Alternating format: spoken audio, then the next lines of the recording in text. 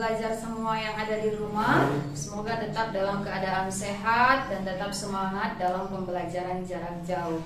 Ketemu lagi dengan saya, Ibu Erviana Aisyah Lubis, dalam pembelajaran sejarah peminatan di kelas 10 IPS. Nah, di dalam pertemuan kita kali ini, kita akan membahas materi bab pertama, yaitu tentang manusia dan sejarah. Nah, di dalam konsep manusia dan sejarah, kalian akan mempelajari tentang hubungan manusia dengan ruang dan waktu. Oke anak-anak, sebelum kita mulai, bagaimana hubungan manusia dan sejarah dalam konsep ruang dan waktu, kita harus mengetahui terlebih dahulu apa itu pengertian sejarah. Ya, pengertian sejarah sendiri berasal dari bahasa Arab, yaitu syajaratun, yang artinya adalah pohon. Kenapa diibaratkan seperti pohon? Karena sejarah itu memiliki batang, daun, hingga akar yang saling berkesinambungan. Oke anak-anak, sejarah ya menceritakan tentang kisah peristiwa masa lalu yang berkaitan dengan kehidupan manusia. Maka unsur dalam sejarah itu ada 3. Ya, unsur dalam sejarah ada 3. Yang pertama, unsur manusia. Yang kedua, unsur waktu. Yang ketiga, unsur ruang. Nah, inilah yang mau kita bahas. Bagaimana hubungan konsep antara ruang dan waktu terhadap peristiwa sejarah. Baik, yang pertama, unsur peristiwa sejarah yaitu manusia, di mana manusia adalah sebagai pelaku atau objek maupun subjek dalam peristiwa sejarah, di mana peristiwa yang telah terjadi di masa lampau merupakan peristiwa yang berkaitan atau berhubungan dengan manusia itu sendiri. Jadi manusia bisa dikatakan sebagai objek dalam sejarah maupun subjeknya dalam sejarah. Nah, unsur yang kedua yaitu waktu. Waktu di sini dalam peristiwa sejarah menceritakan artinya kapan peristiwa sejarah itu terjadi. Nah, waktu dapat diumpamakan seperti jam, hari, tanggal, bulan, ataupun tahun. Nah, dalam peristiwa sejarah, waktu ini berkaitan dengan masa lalu, masa sekarang, dan masa yang akan datang. Kenapa seperti itu? Karena melihat konteks waktu dalam peristiwa sejarah, ini dapat dilihat peristiwa yang sudah lewat atau masa yang telah lalu, itu dapat dikaitkan dengan masa yang sekarang dan juga berkaitan dengan masa yang akan datang. Artinya, peristiwa yang telah terjadi dijadikan sebagai pembelajaran untuk sekarang supaya lebih baik untuk masa yang akan datang. Nah, dalam dimensi sejarah, untuk memudahkan kita dalam pembagian peristiwa sejarah, ini ada dikenal dengan namanya periodisasi sejarah dan kronologi dalam sejarah.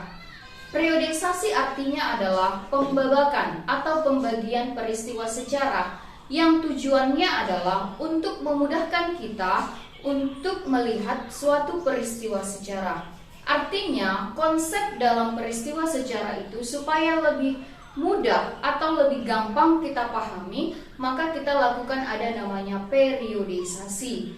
Contoh, dalam peristiwa sejarah di Indonesia, periodisasinya dibagikan atas dasar masa-masa peristiwa sejarah. Dimulai dari peristiwa atau masa praaksara, kemudian masa Hindu-Buddha, masa Islam, kemudian masa kolonialisme, dan sampai masa kemerdekaan.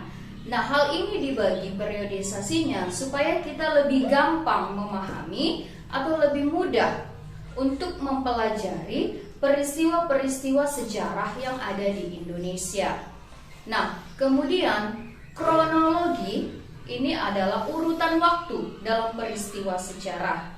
Artinya, untuk memudahkan kita melihat kapan terjadinya peristiwa suatu sejarah, kita lihat kronologinya, urutan waktunya, kapan peristiwa itu terjadi. Contoh misalnya, kemerdekaan Indonesia terjadi tanggal 17 Agustus 1945. Ini dibuat urutan waktunya. Bagaimana proses kemerdekaan Indonesia dimulai?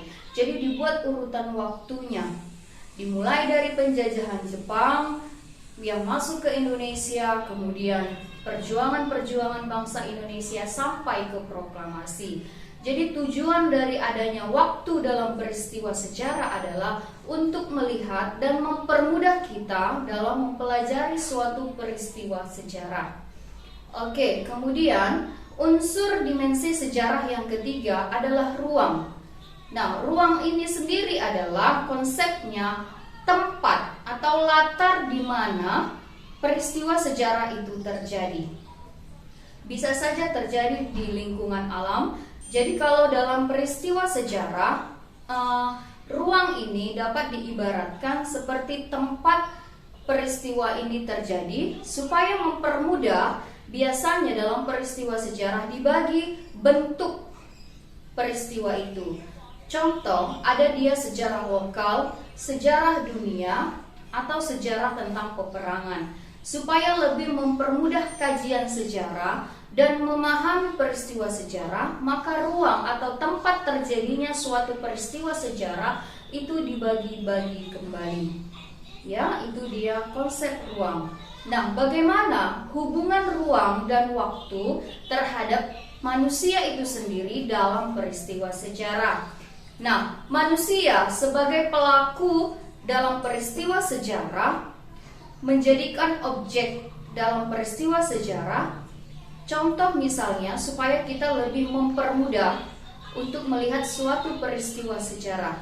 Nah, contoh peristiwa proklamasi kemerdekaan Indonesia yang terjadi tanggal 17 Agustus 1945.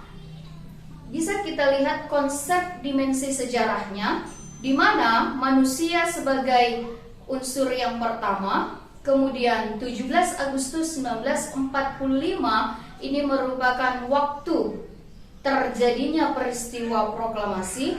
Kemudian rumah Bung Karno, Jalan Pegangsaan Timur nomor 56 merupakan tempat ataupun ruang tempat terjadinya pembacaan proklamasi. Sudah terdapat 3 dimensi yang melatar belakangi konsep dasar sejarah. Nah, seperti itulah hubungan antara manusia, ruang dan waktu dalam peristiwa sejarah. Jadi biasanya dalam peristiwa sejarah 3 dimensi ini selalu berhubungan. Jadi manusia, ruang dan waktu selalu berhubungan dalam peristiwa sejarah. Artinya hal inilah yang menyebabkan peristiwa sejarah itu benar terjadi. Baik anak-anak, sekian penjelasan saya untuk materi kita yang pertama mengenai manusia dan sejarah, di mana hubungan antara ruang dan waktu. Terima kasih untuk waktunya. Sampai jumpa lagi di pertemuan berikutnya. Tetap semangat sobat belajar semuanya.